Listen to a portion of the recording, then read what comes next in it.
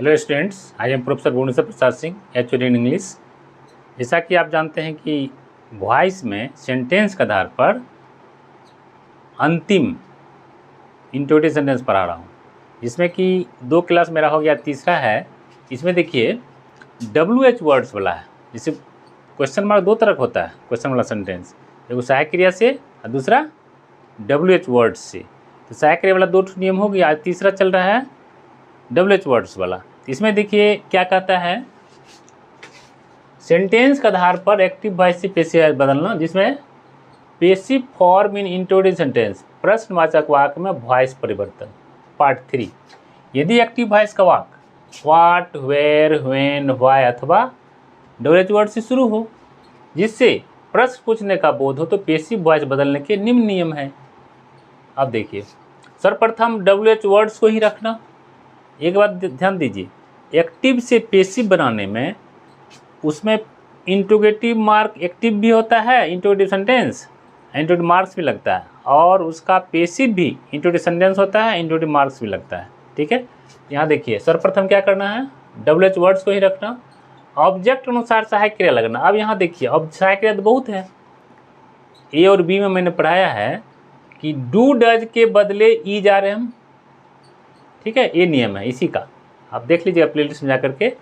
मेरा यदि अभी तक मेरा चैनल को सब्सक्राइब नहीं किया, जरूर कर लें, जिससे कि मेरे पूरे ग्रामर का, इसके बाद मेरा नरेशन चलेगा, पूरे ग्रामर का पैकेज में पढ़ाने जा रहा हूँ, तो उसको प्लेलिस्ट में जाके देख लीजिएगा। इंट्रोडक्शन सेंटेंस का वॉइस में इंट्रोडक्शन सेंटेंस A और B, मैंने पहला रूल नंबर 1, रूल 2 पढ़ा दिया, ये तीसरा चल रहा है। तो उसमें बताया है A में रूल नंबर 1 में है डू डज के बदले ई जा रहे हैं तथा डिड के बदले वाज या वेयर लगाना। बाकी सहायक क्रिया टेंस के अनुसार चलेगा। इसी जिसमें ई जा रहे में रहेगा और प्रेजेंट इम्परफेक्ट रहता है बीइंग लगता है, हैज रहेगा तो हैज बीन लगता है, वो तो आपको टेंस के अनुसार देखना पड़ेगा, बदल जाता है। तो नोट हो गया। तीसरा नियम ऑब्जेक्ट रखना। चौथा क्रिया का तीसरा रूप लगाना, वो तो है ही। पांचवा नियम बाय, कर्ता कारक को कर्म कारक बदल कर अंत में रखना। जैसे आई का मी, वी का अस, यू का यू, ही का हिम, सी का हर, है ना, इट का इट, दे का देम, और कोई नाउन रहेगा तो उसका नाउन ही रहता है।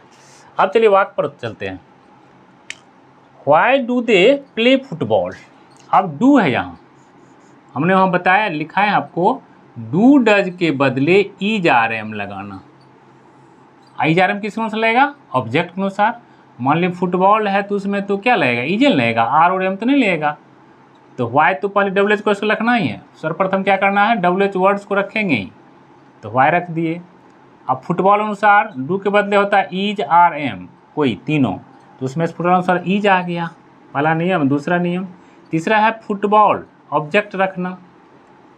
चौथा नियम V3 लगाना, और पांचवा बाय लगाना, और छठा दे का देम लगाना।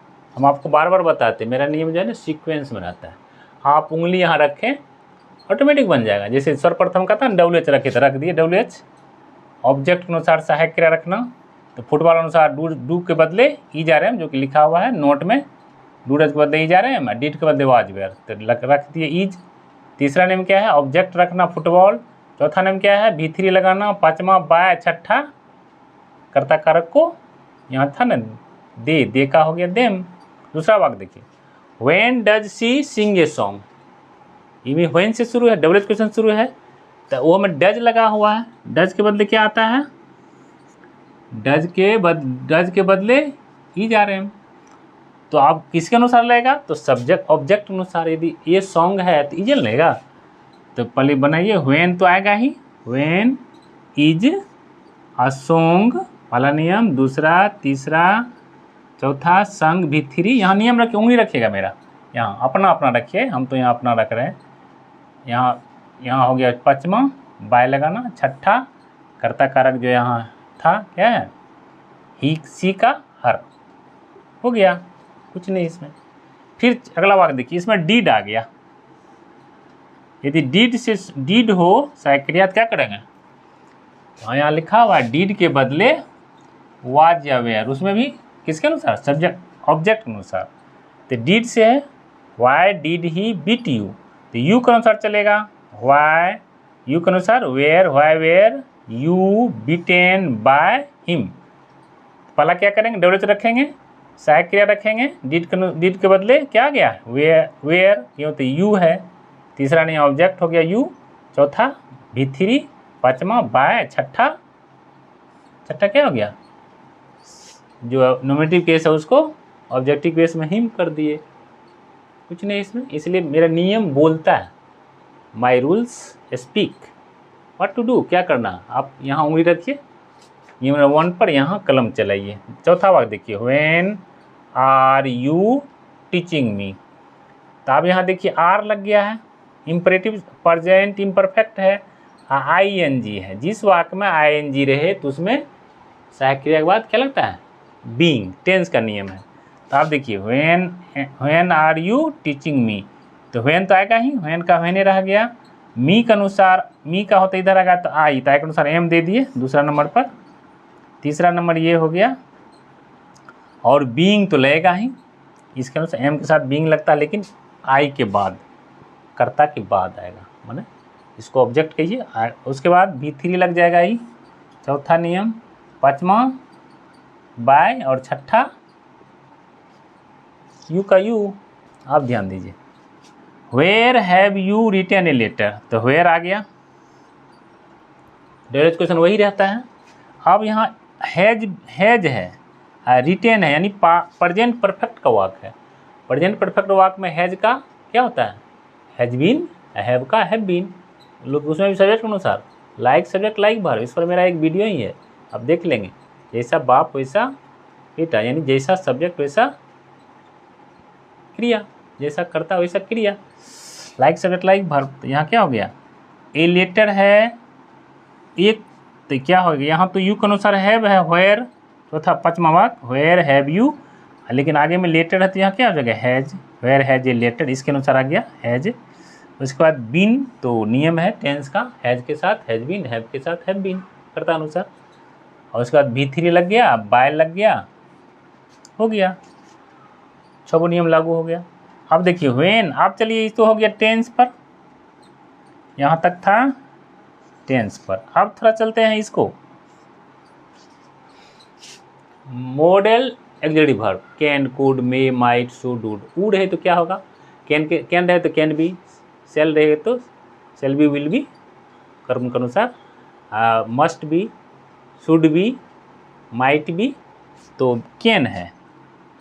When can you kill A tiger, तुम कब बाघ मार सकते हो, तो व्हेन का व्हेन आएगा।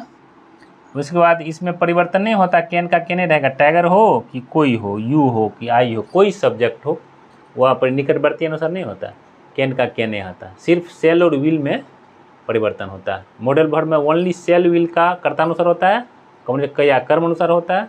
बाकी जितना मॉडल वर्ब है, can, could, may, might, must, should, would, उसमें परिवर्तन सब्जेक्ट अनुसार नहीं होता, ज्यों का त्यों रहता है। तो व्हेन कैन, ये टाइगर आ गया, व्हेन कैन कैन लगेगा टाइगर के अनुसार भी, व्हेन कैन यू है कोई हो, when can a tiger be killed, be तो नियम के अनुसार है, कैन का कैन भी होता है, बाय यू, हो गया, 6 नियम लागू हो गया। पहला, दूसरा, तीसरा, इसी का भाग है दूसरा का, तीसरा, चौथा, पांचवा, यही छठा नियम लागू हो गया। अब चलिए 7वां वाक्य, why will you not write a letter. अब यहाँ है विल, है विल और सेल भी कर्ता अनुसार होता है, तो वाई तो आएगा ही, विल आ गया, किस क्या है, तो यहाँ लेटर है, लेटर के अनुसार भी विले लगता है, why will a letter. Not है तो नोट लग जाएगा, be written by you, not है तो कोई बात नहीं है, ऑब्जेक्ट बाद नोट लग गया तब बी देंगे, नोट कब आएगा, बी के पहले, यदि निगेटिव वाक्य हो नोट तो बी के पहले लगेगा।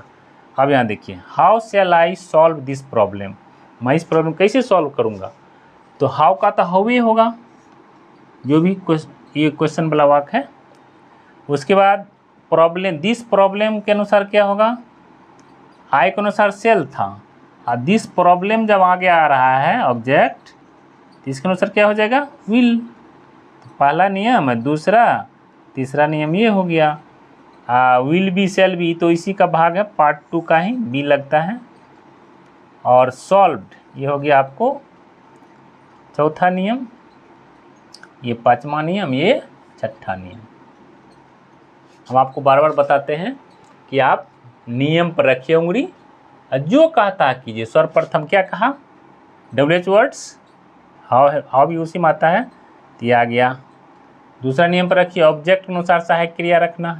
तो ऑब्जेक्ट क्या है, दिस प्रॉब्लम, उस अनुसार विल हो जाएगा। इसमें था आई के अनुसार सेल था, लेकिन यहाँ ऑब्जेक्ट के अनुसार आएगा तो विल हो गया, है ना। उसके बाद बी, सेल बी, विल भी लगता ही है। ये नियम हो गया। आगे बढ़ते जाइए नियम। चौथा नियम में क्या है, क्रिया का तीसरा रूप लगाइए। अब पांचवा नियम में बाय लगाना है, और छठा नियम में कर्ता कारक को कर्म करा, आई का इधर मी कर दिए। इस तरह से ये आज ये भी ख़त्म हो गया। आपको वॉइस एक क्लास और ले लेते हैं, है ना, उसके बाद वॉइस कम्प्लीटली ख़त्म हो जाएगा। इसका तो विभिन्न तरह का वाक है, उसको समझा देंगे, और तब मैं फिर चलूँगा नरेशन में। आप नरेशन को गौर से देखिए, बिना नरेशन का हम कोई वाक को अपनी भाषा में बदल ही नहीं सकते। इसलिए अपनी भाषा में कहता ना, बनाइए कोई चीज़ को अपनी भाषा में। भी छात्र students must answer the question in their own words, अपनी भाषा में। तो सर्वप्रथम क्या करना आप करेगा, नरेशन तो बहुत जरूरी है। टेंस के बाद नरेशन, वॉइस सब जरूरी है। वैसे तो सब जो बिना ग्रामर का आप ना ही 10 लाइन लिख सकते हैं, ना ही बोल सकते हैं, सब जरूरी है। तो इसके बाद हम नरेशन पढ़ाएंगे, इसलिए हमसे आप जुड़े रहिए। जुड़े रहने के लिए क्या कीजिएगा, ज़रूर सब्सक्राइब कीजिए, दोस्तों को शेयर कीजिए, बेल आइकन जरूर दबाइए और लाइक कीजिए। Thank you for watching.